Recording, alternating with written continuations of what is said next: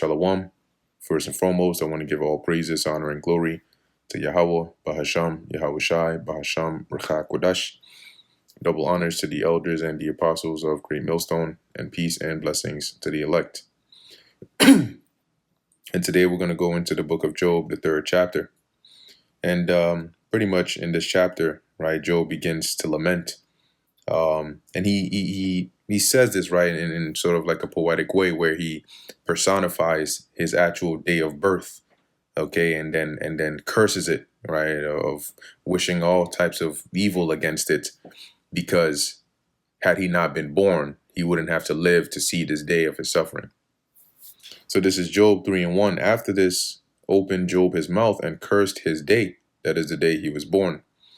And Job spake and said, let the day perish wherein I was born, and the night in which it was said, there is a man-child conceived. So the night that they found out at least his mom was pregnant, all that he was saying, like, let all that be. He wished that wouldn't have happened. Let that day be darkness. Let not God regard it from above, neither let the light shine upon it. So let it just be like a disappear into the void. Don't let God even count it as a day. Let darkness and the shadow of death stain it. Let a cloud dwell upon it. Let the blackness of the day terrify it. Right? So let the shadow of death, basically, let that day die. Right? Like when the shadow of death stains or passes over something, it takes it away, right, from the land of the living. So here he's basically saying, blot out that day, like if personifying the day, kill it so it wouldn't exist.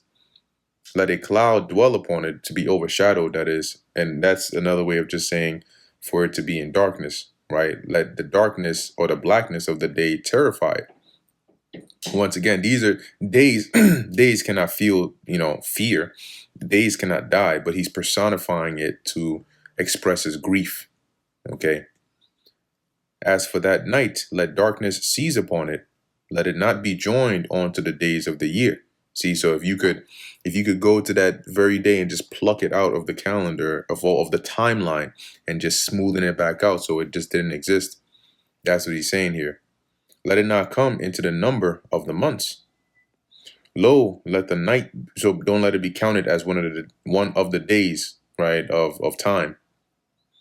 Let the night be solitary, right? Let it be alone, let it be quiet. Let it not have been a night wherein that news was given, right? Wherein he was born or he was conceived. Let no joyful voice come therein. Let them curse it that curse the day, who are ready to raise up their mourning. Now, when you actually, go into, interestingly enough, the word mourning, it's Leviathan. All right, Leviathan. Here, as it says, Leviathan, sea monster, dragon. So really, I'll read this in the NLT and it'll make a bit more sense. But it says here, let those who are experts at cursing, those whose cursing could rouse Leviathan, curse that day.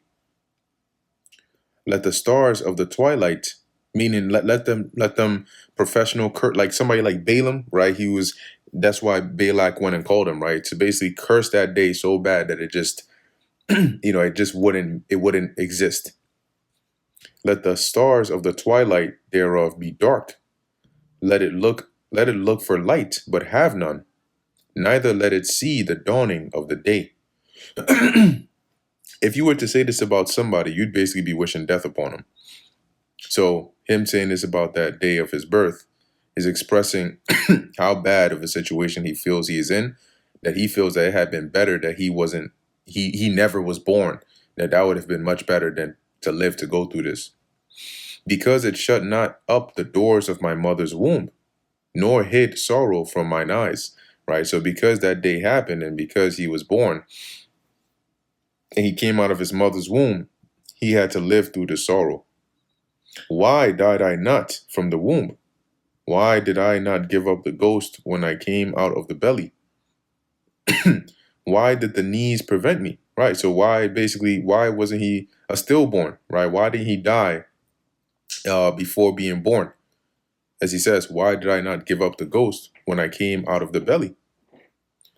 Why did the knees prevent me? Prevent meaning to meet, right? Like when a baby is born and they put the baby on the knees of the mother or the whoever it is, it signifies like a successful birth. So he's asking like why was his birth successful, right? Or why the breasts that I should suck? Why was he nurtured? For now should I have lain still and been quiet. I should have slept and had been at rest. Basically, had he been a stillborn, had he died at birth, he would have been at rest. He wouldn't have had to be on the earth to endure this. With kings and counselors of the earth, which built desolate places for themselves, basically of kings and rulers of old who have died and gone, who built places that are now desolate, he would have been at rest with them, right? I.e., in the spirit world. Or with princes that had gold, who filled their houses with silver. Or as in hidden untimely birth, I had not been, i.e., a miscarriage, as infants which never saw light, which would be stillborns, right? One that say died in the womb, so they never came out, because in the womb is dark, right? So they never were delivered. They never came out of the mother to even see light. There the wicked cease from troubling. There the weary be at rest, which is in the spirit world, right? Because there's no, there's no back and forth. There's no, um, there's no stress, right? There's no troubling. Okay.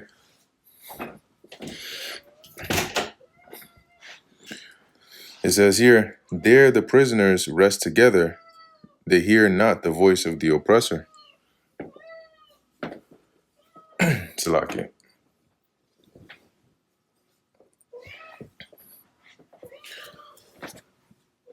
They hear not the voice of the oppressor. Right, because, in the spirit world, there is no, like you don't have to deal with the whole, you're a prisoner, right? And, you have to suffer the things that you would of the earth. The small and the great are there. The servant is free from his master, right? Because in the spirit world, there's no, like, if you were a slave to somebody on the earth, that's not going to be the case in the spirit world, right? You're not going to go to the spirit world and here it is, the person you were enslaved to is there, and now you got to be their slave again. That's not what it's like over there. It says here, and there the weary. Wait. No, let me read that again, verse 17. There the wicked cease from troubling, and there the weary be at rest. Hey, yo, back up. What you doing? There the prisoners rest together. They hear not the voice of the oppressor. The small and the great are there, and the servant is free from his master. Wherefore is light given to him that is in misery, and life unto the bitter in soul. Right? So he's saying it would have been much better had he been in the spirit world where he wouldn't have to deal with all of the things that you suffer on the earth. Right? And why is it that light or life, okay, because that's what light would represent here, is given to him that is in misery, right? One that is in anguish, that would rather, be in the spirit world. Why are they permitted to live, right? And life onto the bitter in soul, who would prefer to be at rest, right? But why should they have to live and suffer through, life? Which long for death, but it cometh not, and dig for it more than hid treasures. See, their life is so bad, they desire death, right? They desired as much as somebody who is looking for treasures, desires to find that, which rejoice exceedingly and are glad when they can find the grave. Why is light given to a man whose way is hid? and whom God hath hedged in. Now, when I'll read this, some of these I'll read in the NLT because really the sense is in the way it's worded. Okay, and the Old English can be a bit tricky. So it says here, why is life given to those with no future, those God has surrounded with difficulties? Verse 24, for my sighing cometh before I eat, and my groanings are poured out like the waters. Okay, I'll read this in the NLT as well. It says here, I cannot eat for sighing. My groanings pour out like water. That's how stressed he is, right? That's how much of in a mournful state that Job was, that he's saying, he couldn't, he had no appetite. For the thing which I greatly feared is come upon me, and that which I was afraid of is come onto me. And that is the situation that he found himself in, right? That devastation, that loss. I was not in safety, neither had I rest, neither was I quiet, yet trouble came. Let's read this in the NKJV. It says, I am not at rest, nor am I quiet, meaning to be at peace. I have no rest, for trouble comes, right? And that's him describing the current situation that he is in. So overall, this was Job basically lamenting, right, his birth, right, and him having to live through this very traumatic and painful experience. And that brings us to the end of the book of Job, the 3rd chapter. Lord willing, that was edifying to the elect. In closing, I want to give all praises, honor, and glory to Yahweh, Bahasham, Yahweh Shai, Bahasham, Racha Kodesh. And until next time, Shalom.